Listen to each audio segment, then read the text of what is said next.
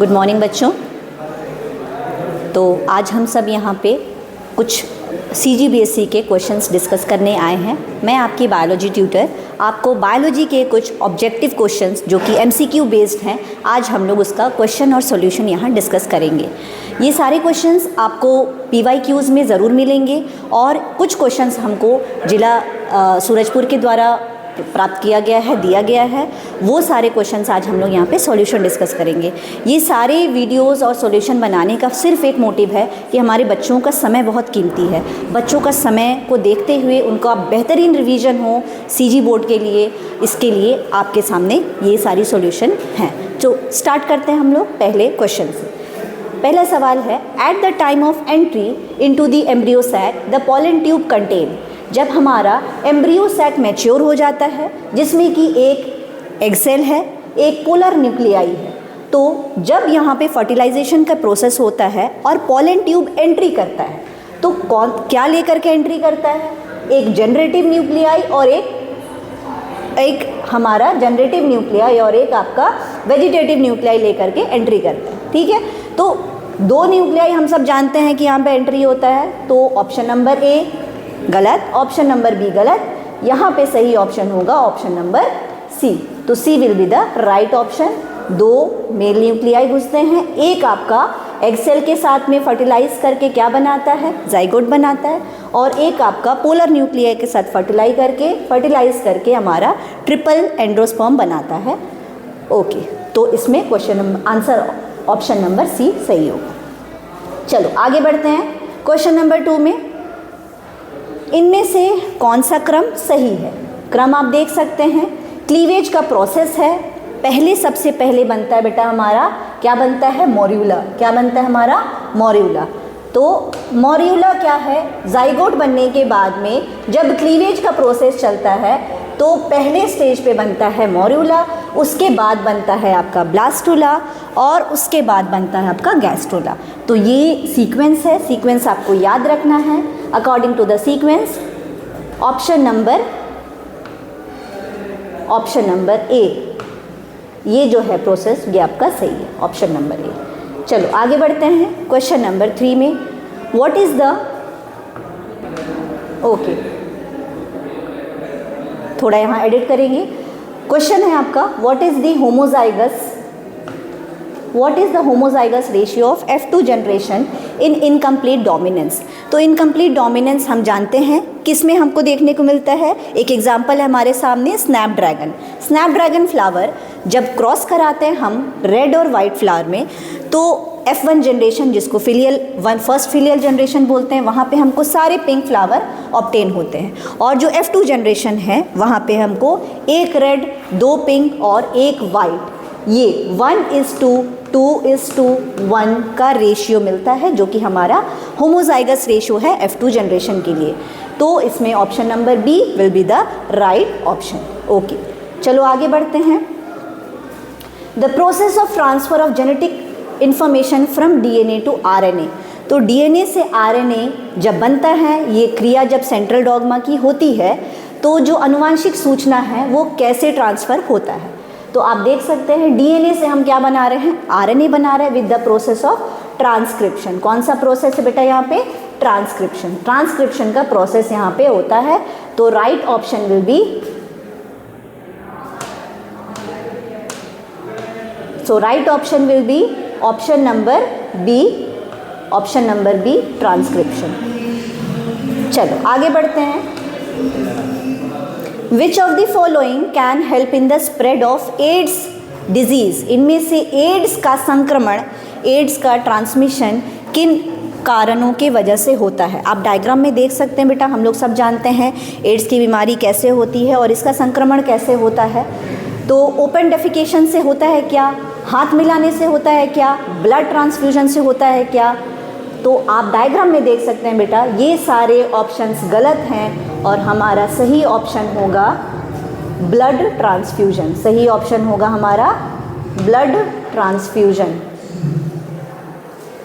Okay, next move to question number 6। Yeast is used in the production of. Yeast का इस्तेमाल होता है किस चीज़ के प्रोडक्शन में? तो इसका सही आंसर है option number A, ethyl alcohol. हम जानते हैं फर्मेंटेशन के प्रोसेस में ईस्ट का यूज़ होता है और एथिल अल्कोहल और बहुत सारा कार्बन डाइऑक्साइड रिलीज होता है जिसके वजह से फर्मेंटेशन का प्रोसेस होता है। तो option number A will be the right option. Next आते हैं क्वेश्चन नंबर 7 में, ह्यूम्यूलिन। ह्यूम्यूलिन ये नाम आपने सुना होगा। ह्यूम्यूलिन एक ऐसा एंजाइम है, एक ऐसा एंजाइम जो कि बनाया गया है, हार्मोन है ना, ओके। ह्यूम्यूलिन है एक ऐसा हार्मोन जो कि आर्टिफिशियली मेड है। ह्यूम्यूलिन कहाँ से सिक्रीट होता है? हम सब जानते हैं कि हमारे जो पैनक्रियाज हैं वहाँ से एक हार्मोन सिक्रीट होता है इंसुलिन, और उसी इंसुलिन को ऑल्टर करके जेनेटिक टेक्नोलॉजी यहाँ पे लगा करके उसको ह्यूम्यूलिन बनाया गया है। तो इसमें ह्यूम्यूलिन है क्या? ऑप्शन नंबर ए, एक टाइप का काइटिन है। ऑप्शन नंबर बी, क्या कोई नया पाचक एंजाइम है, कोई एंजाइम है क्या? Option number C, powerful antibiotic है क्या? नहीं। तो क्या है ये? Man made insulin. क्या है ये? हमारा ये मैन मेड इंसुलिन है, इंसानों के द्वारा बनाया गया आर्टिफिशियली जेनेटिकली मॉडिफाइड इंसुलिन है। ओके, आगे बढ़ते बेटा। Question number 8, the ecosystem was use for the first time. ये वर्ड जो इकोसिस्टम है वो पहली बार किसके द्वारा इस्तेमाल किया गया था? तो आपने 10th में भी इसको पढ़ा है कि this term was firstly introduce by Tansley. Tansley के द्वारा ये सबसे पहली बार इंट्रोड्यूस किया गया था। तो इसका आंसर होगा टैंसले। चलो आगे बढ़ते हैं अगले सवाल में। Sequence of nitrogenous base on tRNA is known as. जब हमारा टीआरएनए का जो स्ट्रक्चर है उसमें जो कोड हैं जहाँ पे आपका एमआरएनए बाइंड होता है, उस एरिया को, उस कोड को क्या कहते हैं? तो आप देख सकते हैं यहाँ पे डायग्राम में बेटा, डायग्राम में आप देखिए यहाँ पे क्या कहते हैं इसको, एंटीकोडॉन। यही वो एरिया है जहाँ पे आकर के हमारा एमआरएनए यहाँ पे आकर के क्या होता है? बाइंड होता है। ये एमआरएनए अपना सीक्वेंस देख के यहाँ बाइंड होता है और फिर इसको लेकर के ट्रांसलेशन के प्रोसेस में जाता है। ठीक है, तो इसका सही ऑप्शन क्या होगा? सही ऑप्शन क्या होगा जल्दी बताइए। सही ऑप्शन होगा इसका ऑप्शन नंबर ए, एंटीकोडॉन। क्या बोलते हैं इसको? हम एंटीकोडॉन बोलते हैं। चलिए आगे बढ़ते हैं। Next question, question number 10, when does the wild life conservation act come into force in India. तो इंडिया में वाइल्ड लाइफ कंजर्वेशन एक्ट कब लागू हुआ, कब से हम ये इनैक्ट हो रहा है? तो इसका सही ऑप्शन है, सही आंसर है बेटा आंसर नंबर बी, 1972। 1972 में ये एक्ट हमारे संविधान के द्वारा लागू किया गया था। आगे बढ़ते हैं।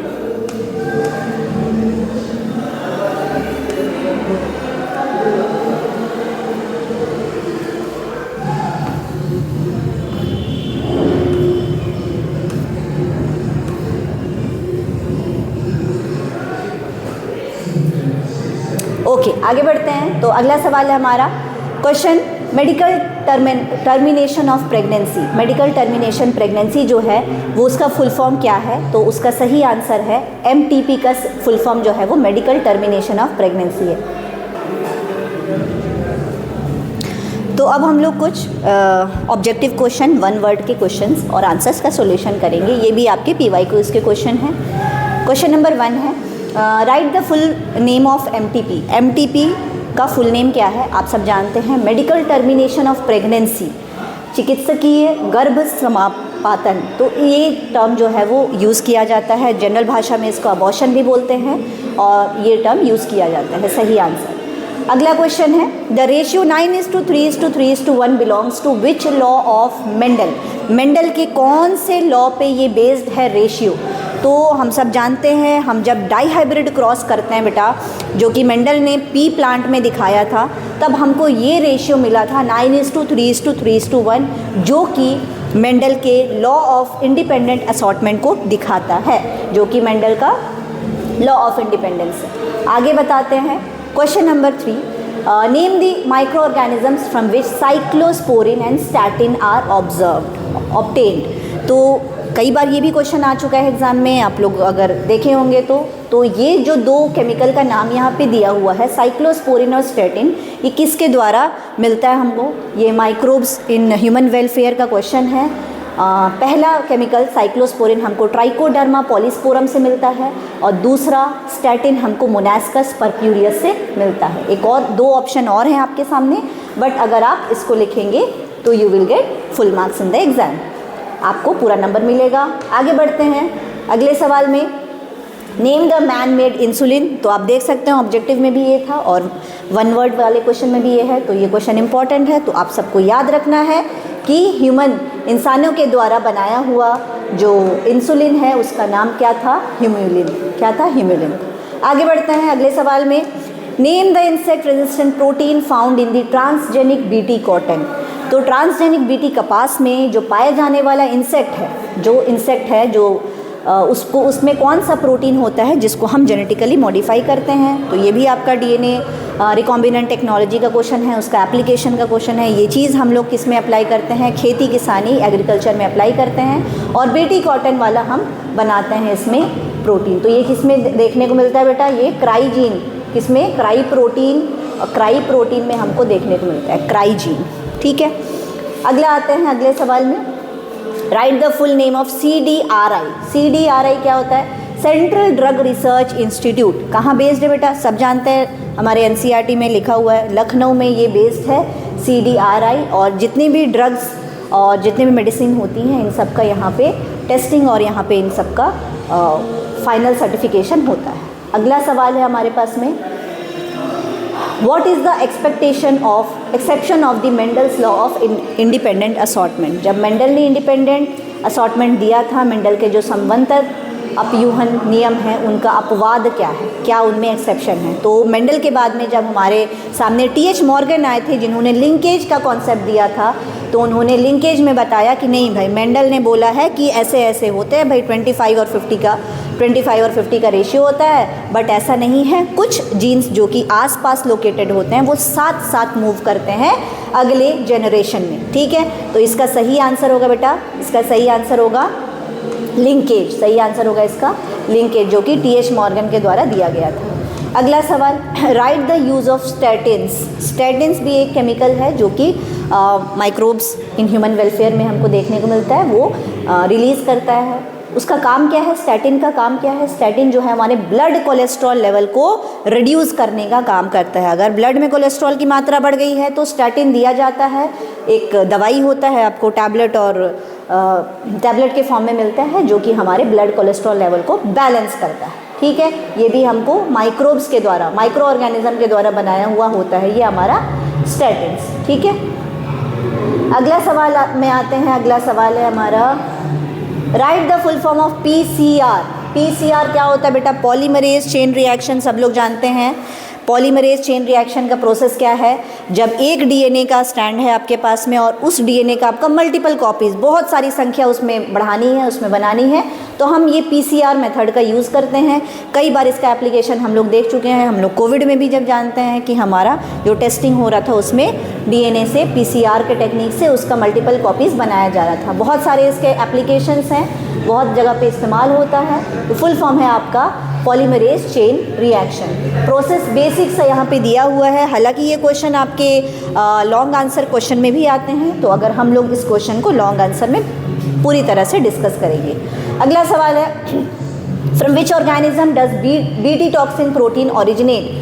कौन सा ऐसा ऑर्गेनिज्म है जिससे बीटी टॉक्सिन प्रोटीन को निकाला जाता है। तो इसका भी एग्रीकल्चर में बहुत खास यूज़ किया जाता है। बीटी कॉटन बनाने के समय पे हम बैसिलस थुरिनजेनेसिस किसका यूज़ करते हैं बेटा, बैसिलस थुरिनजेनेसिस एक बैक्टीरिया है जिससे हम लोग बीटी कॉटन टॉक्सिन निकालते हैं और हम लोग बीटी कॉटन उसमें बनाते हैं। अगला आते हैं, अगले सवाल में आते हैं बेटा, right the full form of STDs। STDs जिसको बोलते हैं सेक्सुअली ट्रांसमिटेड डिजीज़, वो सारे डिजीज़ जो कि सेक्सुअली ट्रांसमिट होते हैं उनको बोलते हैं STDs। बहुत सारे एग्जाम्पल आपके सामने, सबसे मेजर एग्जाम्पल है आपका एड्स है, गोनोरिया है, सिफाइलिस है, हेपेटाइटिस B है, ये सारे इसके एग्जाम्पल आते हैं। कई बार क्वेश्चन एग्जाम में पूछता है, ये क्वेश्चन 2 मार्क्स में 3 मार्क्स में भी पूछ सकता है अगर इसका एग्जाम्पल पूछा जाए तो।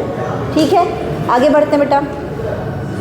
नेक्स्ट क्वेश्चन है, what is reciprocal cross. Reciprocal cross क्या होता है, तो आप सब जानते हैं कि जो बेसिक क्रॉसेस हम करते हैं मेल और फीमेल में, अगर हम दोनों के कैरेक्टर, मेल और फीमेल का कैरेक्टर लिए, बट अगर हम लोग कैरेक्टर को मेल फीमेल के को चेंज कर दें, रिवर्स कर दें, तो उसको बोलते हैं हम लोग रेसिप्रोकल क्रॉस। जैसे कि अगर हम लोग cross between male A and female B and male B and female A, तो एक क्रॉस मेल ए और बी को लेकर के कर रहे हैं, दूसरा क्रॉस मेल बी और फीमेल ए को लेकर के कर रहे हैं। इस तरह के क्रॉसेस को हम लोग रेसिप्रोकल क्रॉस बोलते हैं। सबसे पहली बार ये ड्रोसोफिला में किया गया था और हमारे टी.एच. मॉर्गन जो कि लिंकेज हमने बताया था, उन्होंने इसको बताया था। अगला सवाल है, name the mineral absorb by the mycorrhiza but not by the plant root. ऐसा कौन सा मिनरल है जो माइकोराइजा एब्जॉर्ब करता है बट प्लांट रूट नहीं कर पाता है? तो प्लांट रूट जब इसको नहीं कर पाता है बेटा, तभी यहाँ पे माइकोराइजा की ज़रूरत पड़ती है। माइकोराइजा क्या है, थोड़ा ब्रीफ में बताते हैं। माइकोराइजा एक एसोसिएशन है जिसमें प्लांट के रूट्स में, जिसमें क्या होता है बेटा, प्लांट के बहुत सारे रूट्स होते हैं। इस रूट में आपको फंगल एसोसिएशन देखने को मिलेगा। यहाँ बहुत सारे फफूंद फंगस यहाँ पे साथ में इसके लगेंगे और ये फंगस क्या हेल्प करते हैं, ये फॉस्फोरस एब्जॉर्प्शन में, मिट्टी से फॉस्फोरस को एब्जॉर्ब करने में ये फंगस हेल्प करते हैं। इसीलिए माइकोराइजा यहाँ पे ज़रूरी होता है। अगर माइकोराइजा नहीं होगा तो प्लांट रूट कभी भी इसको एब्जॉर्ब नहीं कर पाएंगे। आगे बढ़ते हैं बेटा। Next question, what is electrophoresis? तो ये भी बेसिक प्रोसेस है, हमने इसको मॉलिक्यूलर इनहेरिटेंस वाले चैप्टर में भी देखा है और डीएनए फिंगरप्रिंटिंग में इसका यूज़ होता है। और हमारा जेल इलेक्ट्रोफोरेसिस हम इस्तेमाल करते हैं जेनेटिक इंजीनियरिंग में। ठीक है, होता क्या बेटा, इसमें technique to separate the biomolecule based on the size. तो जितने भी बायोमॉलिक्यूल्स हैं, स्पेशली डीएनए और आरएनए, जो हमारा जेनेटिक मटेरियल है, उसको हम बहुत सारे कट करते हैं, क्योंकि हमको सेपरेट करना है, उसकी मैपिंग करनी है, तो हम उसको कट करते हैं और उसका एक proper arrangement according to the size के हिसाब से उसका अरेंजमेंट यहाँ पे हमको जेल इलेक्ट्रोफोरेसिस में हम एगरोस जेल के हेल्प से लेकर के कर सकते हैं। बेसिक प्रोसेस होता है। अगला आते हैं बेटा, by which gene is BT toxin coded? कौन से जीन से बीटी टॉक्सिन कोड किया जाता है? तो इसका सही आंसर है क्राइजीन। क्या है? क्राइजीन। क्राइजीन हमको मिलता है जिसमें कि हम बीटी टॉक्सिन को कोड कर सकते हैं। तो ये था आज का कुछ क्वेश्चन जो हमने सॉल्व किया है, ऑब्जेक्टिव, कुछ एमसीक्यू, कुछ वन वर्ड क्वेश्चंस। तो अगले वीडियो में हम लोग फिर मिलेंगे कुछ और ऑब्जेक्टिव क्वेश्चंस के साथ में। तब तक के लिए रिवाइज़ करते रहिए, वीडियो देखिए, रिवाइज़ करिए और जो भी आपको हेल्प लगे कमेंट में ज़रूर बताइए। Thank you.